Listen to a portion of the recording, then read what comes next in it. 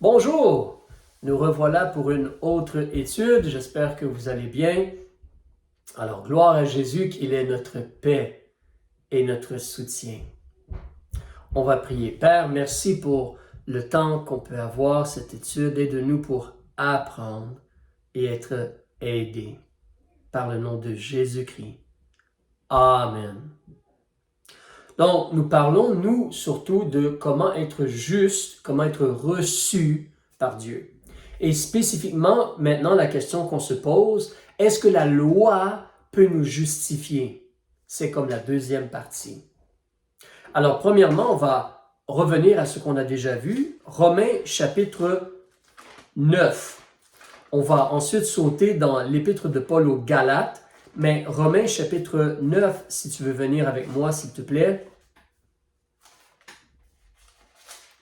Le premier point qu'on veut regarder aujourd'hui, nous ne devons pas chercher une loi de justice, mais plutôt la justice par la foi en la personne de Jésus-Christ.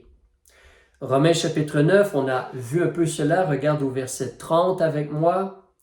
Il y a un problème parce que, justement, au verset 30, que dirons-nous donc? Que les gentils, ça c'est les non-israélites, qui ne cherchaient point la justice, sont parvenus à la justice. Ah, ils sont justes devant Dieu maintenant, les gentils. Qu'est-ce qu'ils ont fait?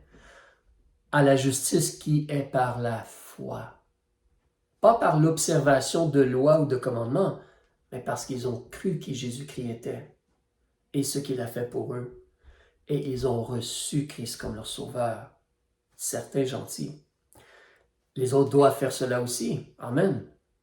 Tandis qu'Israël, verset 31, qui cherchait une loi de justice, n'est point parvenu à cette loi de justice. Il y a des gens qui ont essayé de, comme une loi pour nous rendre justes. Mais non, tu ne peux pas arriver à cela. Verset 32, pourquoi? Parce qu'ils ne l'ont point cherché par la foi, mais par les œuvres de la loi. Une erreur. Ce n'est pas en observant la loi que tu vas trouver une loi de justice. En effet, ils se sont heurtés contre la pierre d'achoppement, une pierre qui nous fait trébucher. Selon qu'il est écrit, voici, je mets en Sion une pierre d'achoppement et une pierre de scandale. Ça, c'est Jésus. Et quiconque croit en lui ne sera point confus. Si tu places ta confiance en Jésus, il n'y a pas de confusion. Mais si tu places ta confiance dans « moi, j'observe les lois et j'essaie d'être fidèle à Dieu et Dieu va me recevoir », non, Dieu ne va pas te recevoir parce que tu essaies d'être juste ou tu essaies d'observer des lois.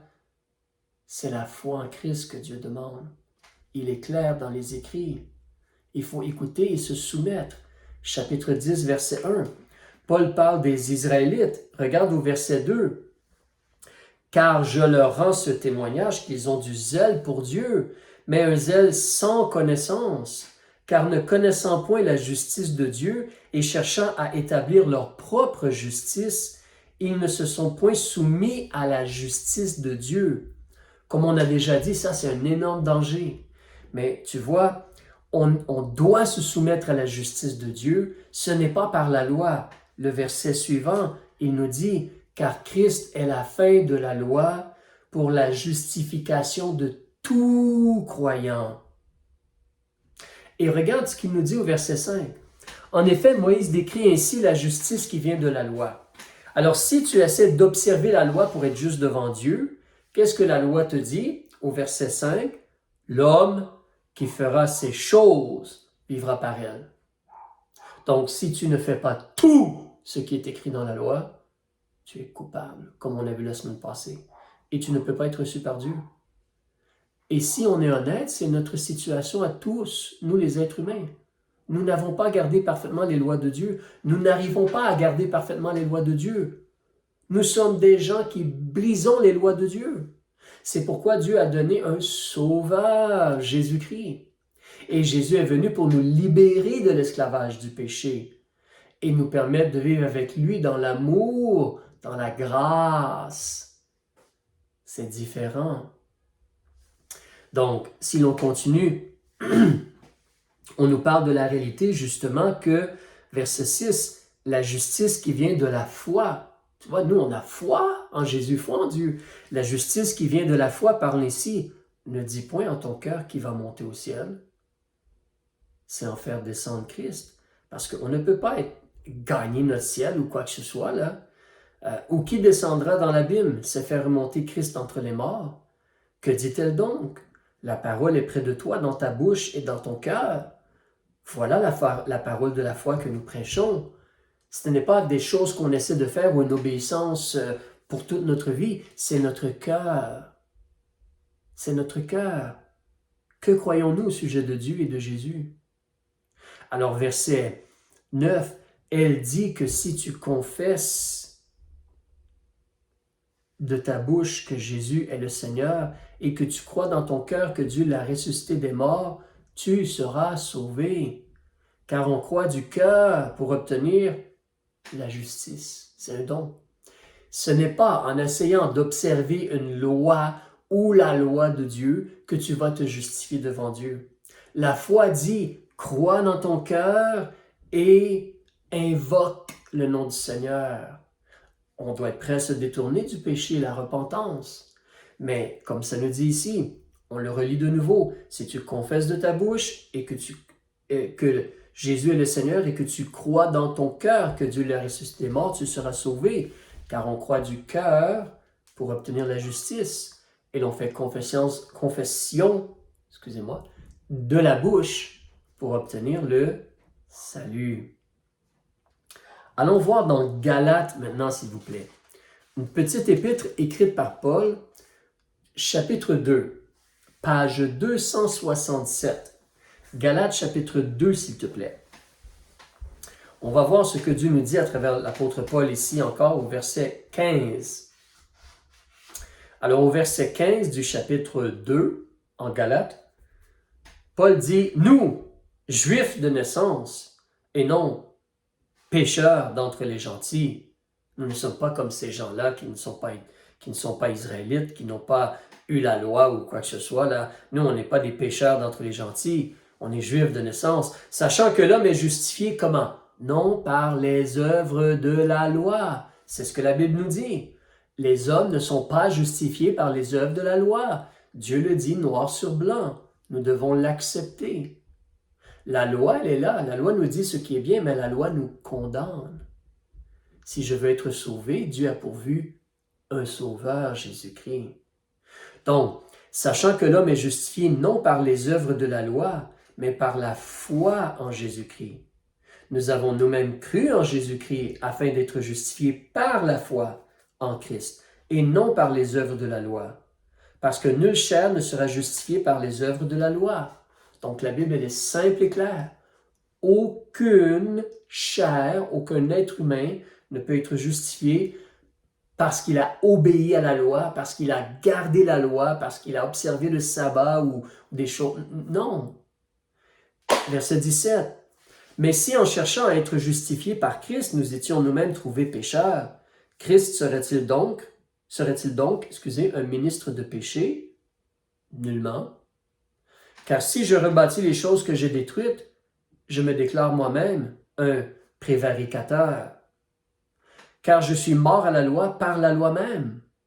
Vous voyez pour Paul, je suis mort à la loi par la loi même, afin de vivre pour Dieu. Ce n'est plus la loi ou l'observation de la loi maintenant. C'est ma relation personnelle et intime avec Dieu. Christ est mon sacrificateur maintenant. Je suis crucifié avec Christ. Et si je vis, ce n'est plus moi, mais c'est Christ qui vit en moi. Et si je vis encore dans la chair, je vis dans la foi au Fils de Dieu qui m'a aimé et qui s'est donné lui-même pour moi. Je n'anéantis point la grâce de Dieu. Écoutez la phrase suivante là au verset 21. Je n'anéantis point la grâce de Dieu. Nous allons parler dans les études à venir de la grâce de Dieu. La grâce de Dieu, c'est la faveur, l'aide de Dieu, la miséricorde de Dieu pour nous sauver. C'est ce qui nous sauve. Ce n'est pas notre obéissance, notre fidélité, notre dévouement. Je n'anéantis point la grâce de Dieu. Car si la justice vient de la loi ou de l'observation de la loi, Christ est donc mort en vain. Mais est-ce que Christ est mort en vain? Non, pas du tout. Christ n'est pas mort en vain. Christ est mort pour moi. Christ est mort pour toi, pour tous les êtres humains. Nous en avions tellement de besoin. Je ne peux pas remplacer Christ et sa mort à la croix par l'observation de la loi pour être justifié devant Dieu. Non. La loi, elle est bonne. La loi me condamne. La loi ne me justifie pas. Ce n'est pas en essayant d'observer la loi que je vais me justifier. Christ est mort pour mon pardon. Il est ressuscité pour ma justification. Rappelle-toi, Romains chapitre 4, verset 25. D'accord. Regardons aussi une deuxième petite chose ici, là, quand on parlait de... ce qu'on veut, c'est la justice par la foi. Mais le danger aussi, c'est que lorsqu'on essaie de s'attacher à des œuvres ou à des lois ou à des règlements pour essayer d'être juste devant Dieu ou pardonner ou être reçu dans le ciel par Dieu, il y a un danger sérieux. Regarde au chapitre 3, si tu tournes la page. Chapitre 3, verset 7. En réalité, on va regarder au verset 10 maintenant, si tu me permets. Verset 10. Mais tous ceux qui s'attachent aux œuvres de la loi sont sous la malédiction, puisqu'il est écrit, maudit est quiconque ne persévère pas à faire toutes les choses qui sont écrites dans le livre de la loi. Comprends ce qu'on nous dit. Si tu essaies de te justifier, si tu es une personne religieuse et tu dis, moi, je veux être agréable devant Dieu, j'essaie de suivre tous ses commandements. Et donc, puisque j'essaie de suivre tous ses commandements, Dieu va me recevoir dans sa maison. Premièrement, ce n'est pas ce que Dieu a demandé. Nous sommes en train de le voir. Deuxièmement, tu places ta confiance dans ta justice à toi, ce que toi tu fais ou tu accomplis. Christ est donc mort en vain.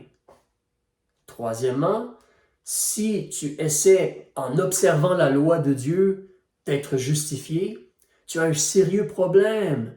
Parce que la loi dit clairement, si tu ne persévères pas à observer toutes les choses qui sont écrites, pas 95%, pas 75%, toutes les choses, 100% de ce qui est écrit dans la loi, dans ce cas-là, tu es maudit.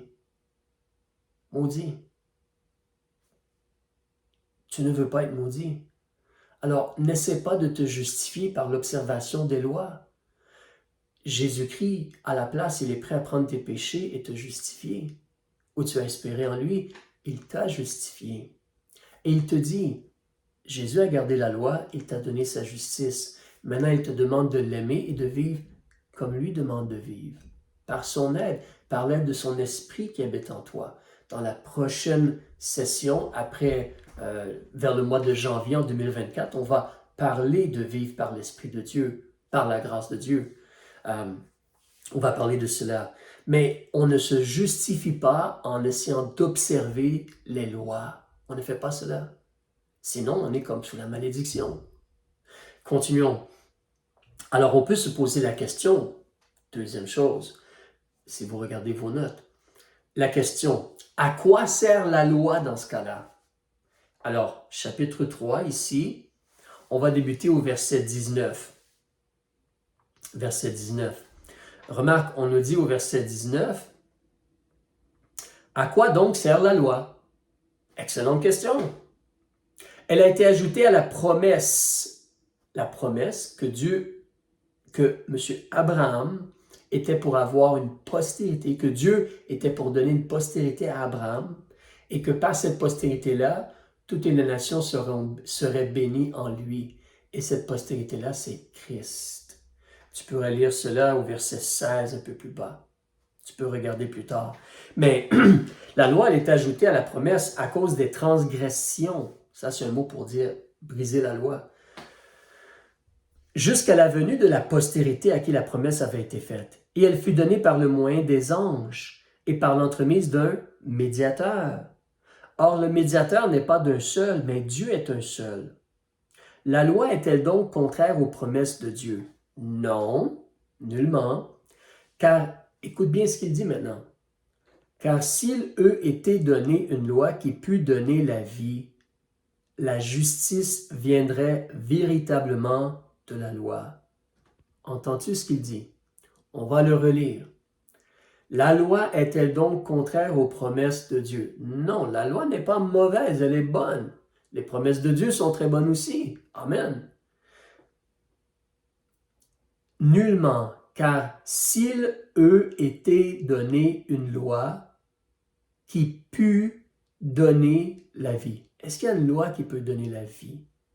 La loi nous condamne. La justice viendrait véritablement de la loi. Mais tu vois la façon que Paul parle, ça ne s'est pas fait. Ça n'existe pas. La justice ne vient pas de la loi. Et la loi ne donne pas la vie. Tu te rappelles, la semaine passée, on a vu, il y a des choses qui sont impossibles à la loi. La loi ne peut pas te justifier. La loi ne peut pas te donner la vie. La loi, en réalité, te dit, ça, ce n'est pas bon. Ne fais pas cela. Alors, en réalité, la loi te condamne.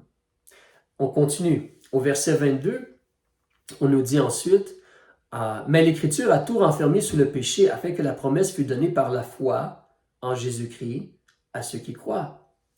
Or, avant que la foi vînt, nous étions renfermés sous la garde de la loi, pour la foi qui devait être révélée, de sorte que la loi a été notre conducteur pour nous mener à Christ. Ça, c'est ce que la loi fait. La loi, elle est comme un conducteur. En réalité, elle informe ta conscience que tu es coupable devant Dieu, que tu as brisé la loi. Et donc, comme tu es coupable, et normalement, qu'est-ce qu'on fait avec les gens coupables?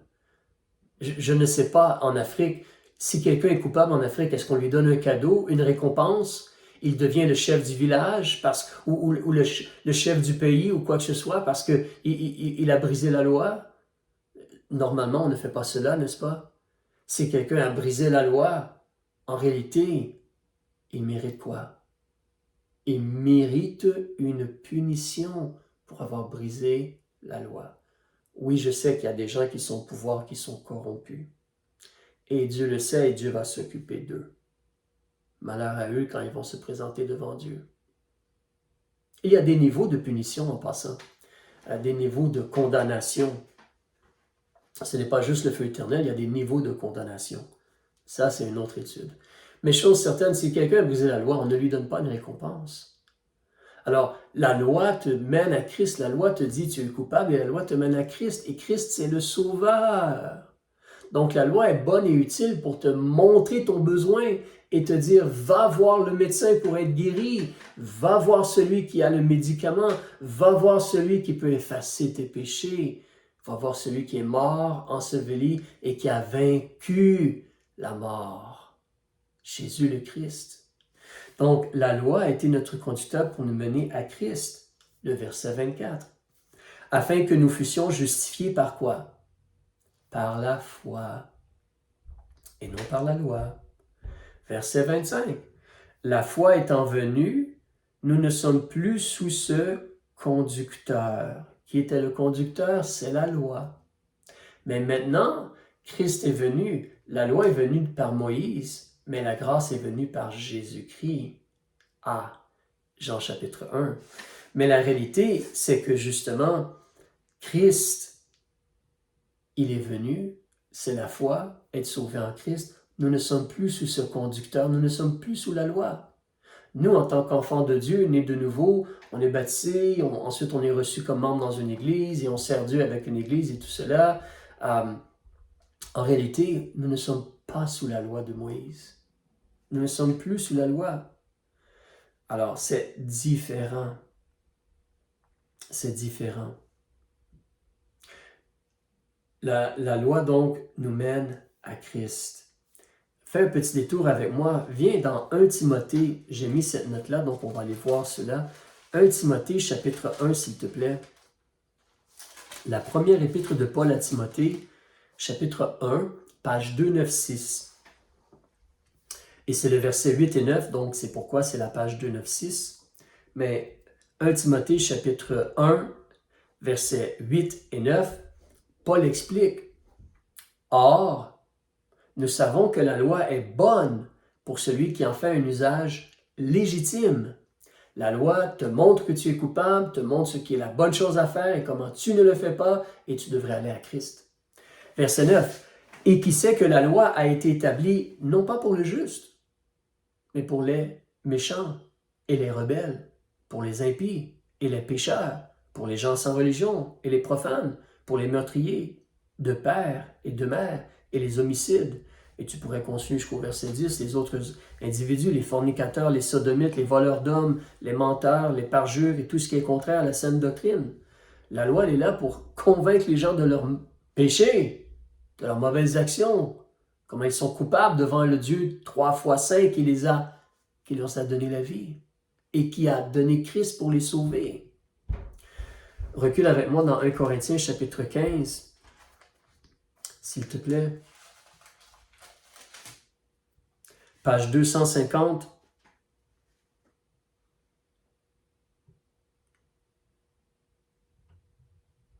Le verset 56, c'est parce que tu veux considérer ou remarquer justement, écoute la phrase que Paul dit ici.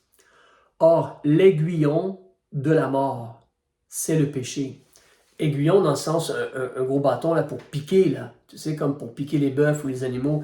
L'aiguillon de la mort, ce qui pique. Donc, comment la mort, qu'est-ce que la mort utilise? C'est le péché.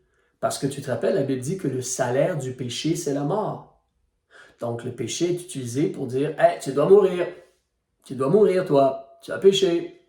Alors, l'aiguillon de la mort, c'est le péché. Mais c'est quoi la puissance du péché? Le reste du verset dit, c'est la loi. Parce que la loi te condamne. La loi ne te justifie pas. Jésus, cependant, te justifie parfaitement. Alors, on doit considérer cela. Une troisième chose. Donc, premièrement, nous ne devons pas chercher une loi de justice, mais plutôt la justice par la foi. Deuxièmement, la loi, elle sert à nous mener à Christ afin que Christ nous sauve. Et maintenant que Christ est venu, nous ne sommes plus sous la loi. Nous sommes à Christ, selon ses vérités. Nous vivons selon ses vérités. Troisième chose, avons-nous été rachetés de la loi? Reviens avec moi dans l'épître de Paul aux Galates, s'il te plaît. Nous regardons beaucoup Galates présentement. Galates, chapitre 4, s'il te plaît. Même, je veux te montrer une autre petite chose avant, peut-être au chapitre 3. Alors, Galates, page 2, 6, 8, s'il te plaît. Galates. Regarde pour l'instant au chapitre 3 avec moi et le verset 13. Christ nous a rachetés de la malédiction de la loi. Wow! Quand il a été fait malédiction pour nous, car il est écrit, maudit est quiconque est pendu au bois. Lorsque quelqu'un est pendu sur le bois, il est comme maudit. Et Christ a été cloué, pendu sur le bois. Il a été fait comme, il a été fait comme malédiction pour nous. Il nous a rachetés de la malédiction de la loi. Nous ne sommes plus sous la loi, nous ne sommes plus sous la malédiction de la loi, nous sommes enfants de Dieu justifiés par le sang de Christ. Alléluia. Galates chapitre 4, on va regarder au verset 4 encore là. C'est pour ça, comme je dis, c'est triste de voir qu'il y a des gens, ici en Amérique du Nord, c'est les églises adventistes du 7e jour. Je crois qu'elles existent aussi en Europe, probablement en Afrique, mais ces églises-là, bon, je ne parle pas des individus qui fréquentent nécessairement ces églises-là, mais les enseignants et les enseignements des églises adventistes du 7e jour sont contraires aux vérités du Nouveau Testament. Ils vont dire aux gens, à moins qu'ils aient changé hier, mais jusqu'à tout récemment, ils disaient aux gens, vous devez observer la loi, vous devez garder le sabbat, vous ne pouvez pas manger de porc, et des choses comme cela. Ce n'est pas le message de Jésus-Christ et des apôtres. C'est un faux message, un faux évangile, malheureusement.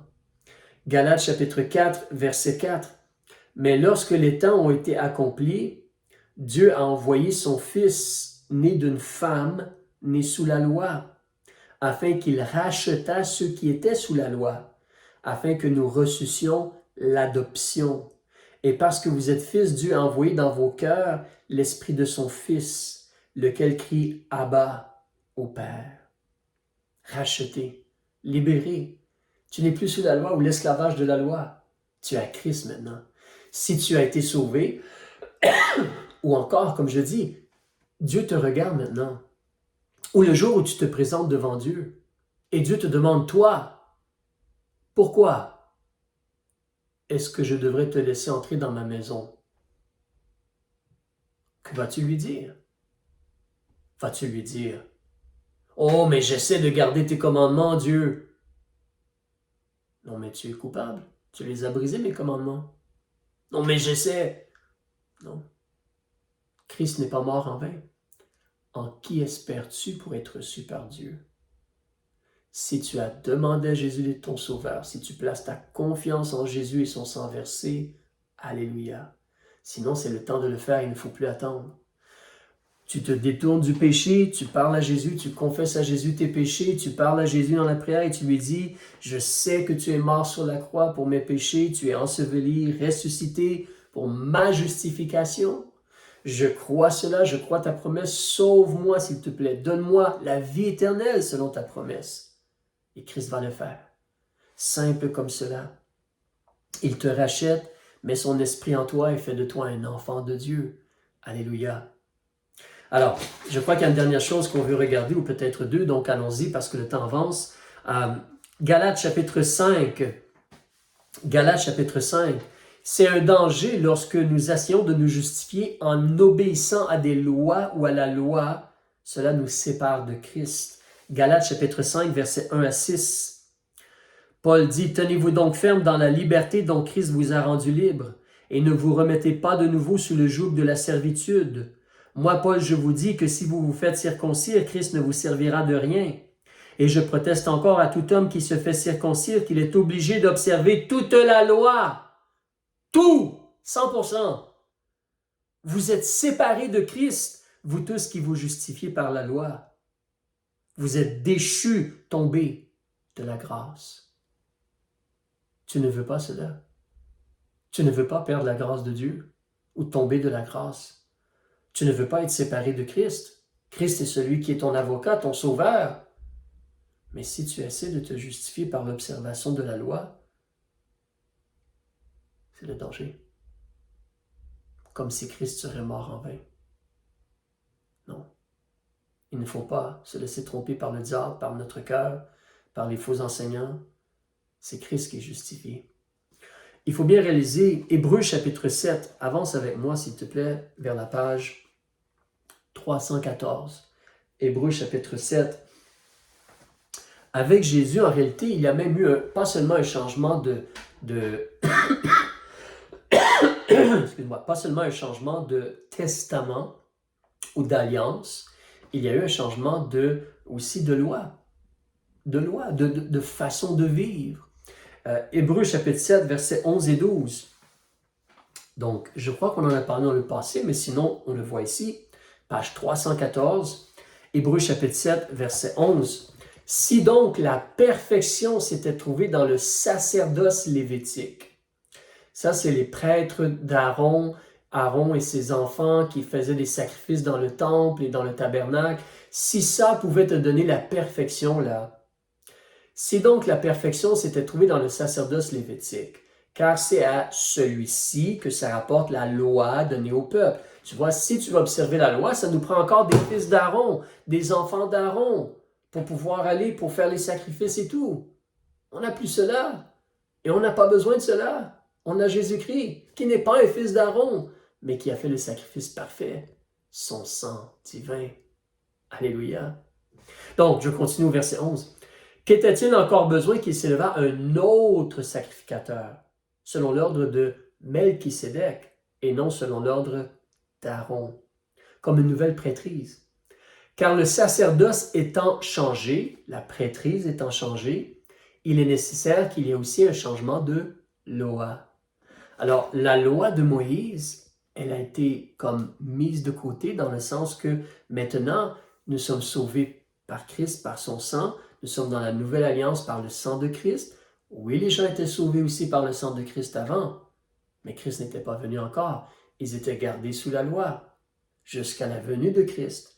La loi nous mène à Christ, mais Christ est venu, il y a un changement de d'alliance, de testament, il y a un changement de loi. Ce n'est plus la même chose. Tu veux voir un autre exemple? En terminant, 1 Corinthiens, la première épître de Paul aux Corinthiens.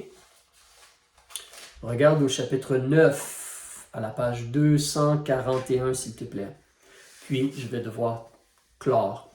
Page 241, le chapitre 9, verset 19.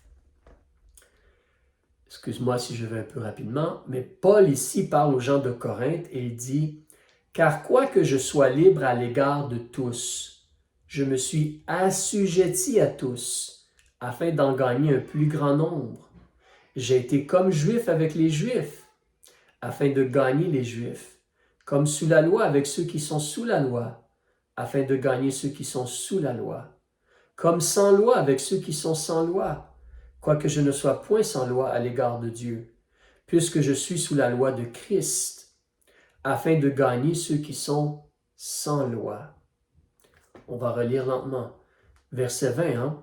Il dit « J'ai été comme juif avec les Juifs afin de gagner les Juifs, comme sous la loi avec ceux qui sont sous la loi, afin de gagner ceux qui sont sous la loi, comme sans loi avec ceux qui sont sans loi, quoique je ne sois point sans loi à l'égard de Dieu, puisque je suis sous la loi, pas de Moïse, sous la loi de Christ. Afin de gagner ceux qui sont sans loi. » Mais tu vois, on veut rejoindre les gens et on essaie de leur parler où ils sont. Mais en réalité, nous sommes sous la loi de Christ, sous la façon de vivre de Christ et des apôtres. C'est différent. Donc, en terminant, je te rappelle, la loi ne te justifie pas. La loi te condamne. La loi va te mener à Christ.